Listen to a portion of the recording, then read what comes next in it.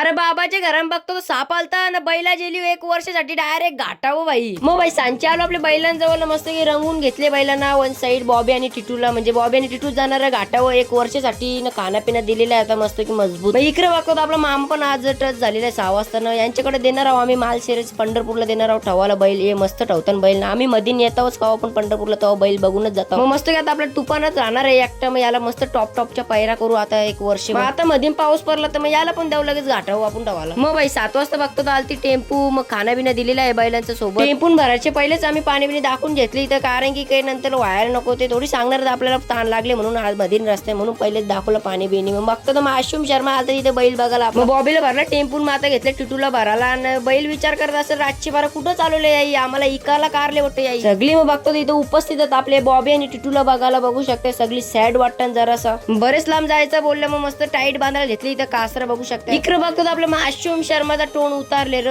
वाजलेला 8 मग चालली आता टेम्पू. ती पोहोचतील आता डायरेक्ट 3-4 वाजता पोहोचतील. नाही तर पोर आपली मस्त की टाटा करतात कधी मिस करतात. रातची बघतो तर बाबाच्या घरात साप आलता नाही बाबाने मला आवाज दिला. मग आलो तर इथं पकराला बाबा फना केले बघ कसला मोठा यो चावला वाटत. धर त्याला धर. मग कसं वाटलं गाईस तुम्हाला आपला आजचा ब्लॉग? नक्की कमेंट मध्ये त्याच्या लाईक करा, युट्यूबला सबस्क्राईब करा, इंस्टाला फॉलो करा. भेटूया नेक्स्ट ब्लॉग मध्ये. बाय.